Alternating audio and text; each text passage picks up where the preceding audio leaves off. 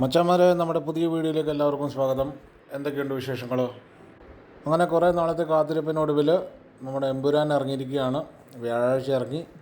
അപ്പോൾ ഇന്ന് 3 ദിവസമായി. 3ാമത്തെ ദിവസമാണ് എനിക്ക് കാണാനുള്ള അവസരമുണ്ടായത്.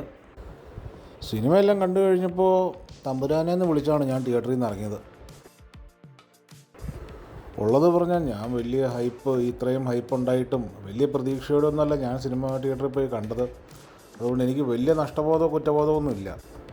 ഒരു ആക്ഷൻ മാസ് പടത്തിൽ നിന്നും നമ്മളൊരുപാട് കഥകളൊന്നും നമ്മൾ പ്രതീക്ഷിക്കുന്നില്ല.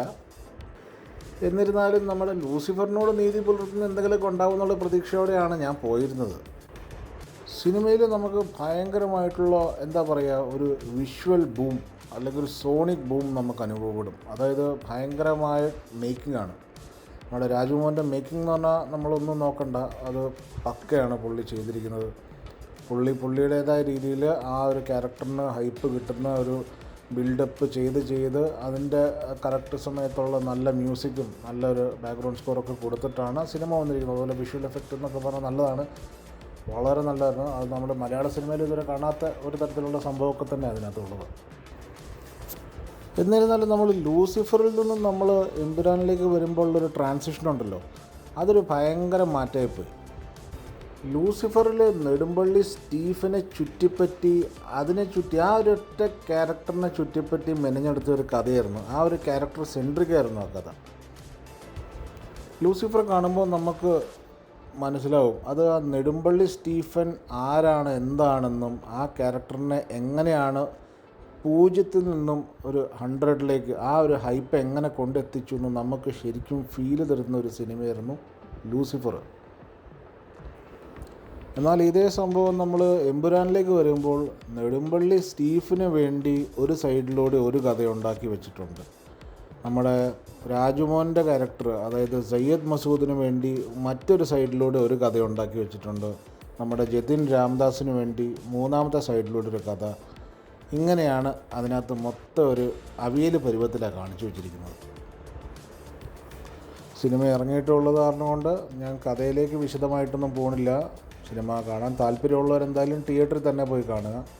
ഇത് നിർബന്ധമായിട്ടും തിയേറ്ററിൽ തന്നെ പോയി കാണണം കേട്ടോ. തിയേറ്ററിൽ അല്ലെങ്കിൽ OTTയിൽ ഇറങ്ങുമ്പോൾ അവിടെ ചെന്ന് കാണുക. നല്ല ഹോം തിയേറ്ററൊക്കെ വീട്ടിലുണ്ടെന്നുണ്ടെങ്കിൽ വളരെ നല്ലതായിരിക്കും. പക്ഷേ ഒരു കാരണവശാലും നമ്മൾ ക്യാമറ പ്രിൻ്റുകൾ നമ്മൾ കാണരുത്. കാരണം ഈ പടത്തിനകത്ത് ആകെ കാണാനും കേൾക്കാനും ഉള്ള കാര്യങ്ങളെന്ന് പറഞ്ഞാൽ അതിനകത്ത് വിഷ്വലി അതിനകത്ത് ക്രിയേറ്റ് ചെയ്തിരിക്കുന്ന ഓരോ കാര്യങ്ങളും അതുപോലെ തന്നെ അതിൻ്റെ സൗണ്ടും കാര്യങ്ങളും അതൊക്കെ തന്നെയാണ്. അത് തിയേറ്ററിലിരുന്ന് കണ്ടാൽ മാത്രമേ നമുക്ക് ആ ഫീൽ കിട്ടുകയുള്ളൂ. ക്യാമറ പ്രിൻ്റിൽ നിങ്ങൾ കാണുന്നതിൽ ഒരർത്ഥവുമില്ല. എമ്പുരാനിൽ ഞാൻ ഏറ്റവും അധികം മിസ് ചെയ്തത്, അതായത് നമ്മുടെ ലൂസിഫറെ അപേക്ഷിച്ച് നോക്കുമ്പോൾ ഞാൻ ഏറ്റവും അധികം മിസ് ചെയ്തതെന്ന് പറഞ്ഞാൽ നമ്മുടെ ലാലേട്ടനായാലും മമ്മൂക്കയായാലും പൃഥ്വിരാജായാലും ഇങ്ങനത്തെ മാസ് പടങ്ങളിൽ അഭിനയിക്കുമ്പോൾ അവരുടെ വായിൽ നിന്നും വരുന്ന ഒരു മാസ് ഡയലോഗുണ്ട്. ചിലപ്പോൾ അവർ ഒറ്റ ഡയലോഗായിരിക്കും ഒരു സിനിമേനെ ഭയങ്കരമായിട്ട് ഹൈപ്പിലെത്തിക്കുന്നത്. അങ്ങനത്തെ സത്യം പറഞ്ഞാൽ ഒരു ഡയലോഗും ഈ സിനിമയിൽ ഞാൻ കേട്ടിട്ടില്ല. നമ്മുടെ ലൂസിഫറിനകത്തൊക്കെ ഞാൻ പല തവണ ഇരുന്ന് റിപ്പീറ്റ് അടിച്ച്, ഇത് 2019 ഇറങ്ങിയ സിനിമയാണ്, ഇതിപ്പോൾ 2025 ഓടുന്നത്. പക്ഷേ എന്നാലും ഇന്നത്തെ കാലത്തും ഇന്നും ഞാൻ പല തവണ റിപ്പീറ്റ് അടിച്ച് കാണുന്ന സീനുകളാണ് നമ്മുടെ ജതിൻ രാംദാസിൻ്റെ ഇൻട്രോ സീൻ ലൂസിഫറിനകത്തുള്ളത്. അതുപോലെ തന്നെ നമ്മുടെ സ്റ്റീഫനും നമ്മുടെ വർമ്മ സാറും തമ്മിലുള്ള ഡയലോഗ്, ഈ 2 ഡയലോഗ് ഇന്നും ഞാൻ റിപ്പീറ്റ് അടിച്ച് കാണുന്നൊരു ഡയലോഗുകളാണ്. പക്ഷേ ഈ എമ്പുരാനകത്ത് ഒരിടത്ത് പോലും എനിക്കത് കാണാൻ പറ്റിയിട്ടില്ല എന്നുള്ളതാണ് സത്യം. ഉള്ളത് പറഞ്ഞാൽ ഒരു ലൂസിഫറിൻ്റെ സെക്കൻഡ് പാർട്ട് ആവാനുള്ള യാതൊരു കാര്യവും എമ്പുരാനില്ല, യാതൊരു യോഗ്യതയില്ല. അത് വേണമെങ്കിൽ ശരിക്കും പറഞ്ഞാൽ വേറൊരു പടമായിട്ട് വേറൊരു പേരിൽ വേറെ കഥാപാത്രങ്ങളായിട്ട് ഇറക്കേണ്ട സിനിമയായിരുന്നു അത്.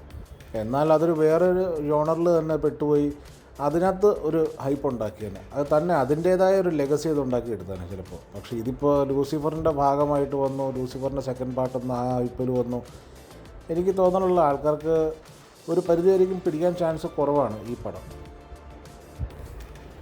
ഒരു കഥയ്ക്കുള്ള സ്കോപ്പ് ഇല്ലാത്തതുകൊണ്ട് തന്നെ ഉള്ള കഥാപാത്രങ്ങളുടെ സ്വഭാവത്തിലും അവരുടെ പെരുമാറ്റത്തിലും പലതരത്തിലുള്ള മാറ്റങ്ങൾ വരുത്തി, അതായത് നന്മയിൽ തിന്മ കൊണ്ട് ചേർക്കുക, തിന്മയിൽ നന്മ കൊണ്ട് ചേർക്കുക, ഇങ്ങനത്തെയൊക്കെയുള്ള പലതരത്തിലുള്ള മിക്സപ്പുകൾ ഈ സിനിമയിൽ നടന്നിട്ടുണ്ട്. അതൊക്കെ വളരെ ഒരു ശരിക്കും ലൂസിഫറിൻ്റെ ഒരു ആരാധകനെ സംബന്ധിച്ച് അതൊക്കെ വളരെ ബോറടിപ്പിക്കുന്ന പരിപാടികളായി പോയി.